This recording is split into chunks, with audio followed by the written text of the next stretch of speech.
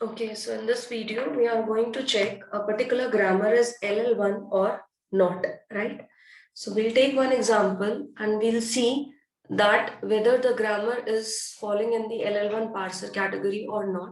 So I've told you in the previous video that if we design a parsing table and your parsing table, a particular cell in a parsing table is having more than one entry, which means the grammar cannot be parsed by the LL1 parser.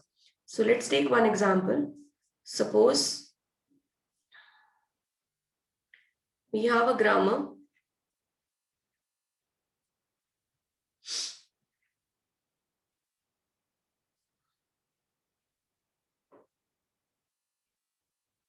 This is the grammar given to you.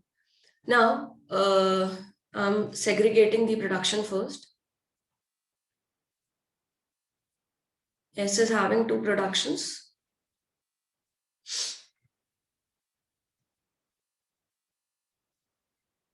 So total 4 productions we are having, right?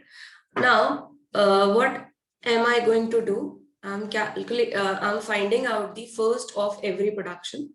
So first of S for this particular production is first of A, and because first of A, अगर हम इस वाले production से first of A निकालें, what is first of A? First of A is basically null. So if I put null over here, I'll get small a, right? Now, I've got small a with this production. Fine. Now, from this production, first of S, what is first of S? First of B. So, first of B equals to null, right?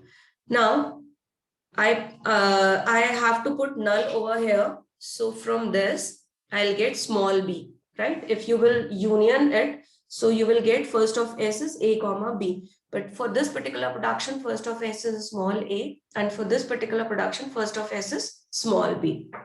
Okay.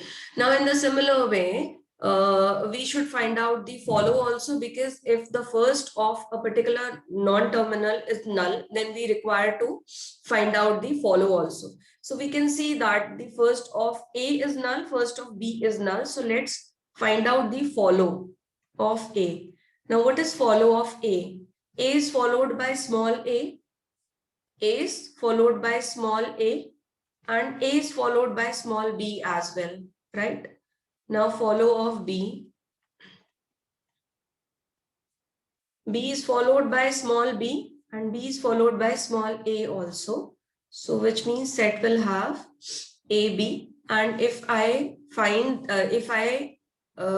find the follow of S, then obviously because it is a start symbol, it is not occurring anywhere in the right hand side, so it will be dollar, right? Now let's design the table for LL1 parser. So how many columns we are going to have? Small a, small b, dollar, right? And non-terminals we are having S, A, and B. These are the non-terminals we are having. Fine. Now, first of S, for this particular production, first of S is A, which means this production will be kept in the S row, A column, right? So first production will be here only. Now, this production will be under B. So second production will be under B. Now, what about first of A? Because first of A is null.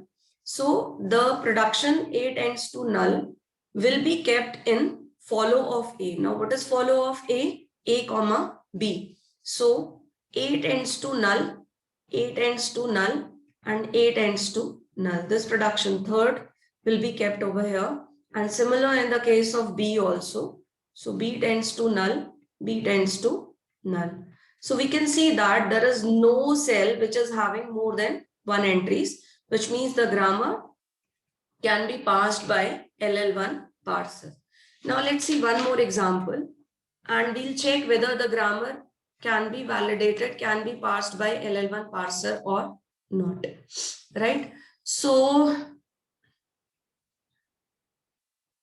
let's see a grammar. S tends to AS BS, BS, AS, and null. This is the grammar given to you. Now your first production is AS, BS. Your second production is BS, AS. And your third production is null. Right? So if I make a table, direct table बना करके देख लेते हैं. So कितने terminals हैं आपके पास? Small a, small b, and dollar. Non-terminal is only one, that is s, right? Now where to place this particular production, this production? So I will find the first of s as per this production. So it will be small a, right? It will be small a. So I will place s tends to a, s, b, s over here. Now if I check this particular production, if I check this particular production, then according to this production, first of s is equal to small b. So where I'm going to put this production? S, A, S. Now where to put this production? This production is, the first of this production is null. So which means I need to find out the follow of s. Follow of s. Now because your s is a start symbol, so dollar will be there. Now s is followed by b in this production, and s is followed by a in this production. S is followed by a, s is followed by b in this production. यहाँ पर b follow कर रहा है, यहाँ पर a follow कर रहा है, and apart from that it is a start symbol. तो क्या करेंगे? s tends to null. यहाँ लिखेंगे s tends to null will be here, and s tends to null will be here also. Now we can see that there are two entries in a cell, which means this particular grammar cannot be parsed by LL1 parser, right? So I hope you have understood like how to find out the grammar can be parsed by the LL1 parser or not. So if a particular cell is having more than one entries in a parsing table, then your grammar cannot be parsed by the LL1 parser, right? So I'm keeping the video till here only. In the next video, we'll start with the bottom-up parser.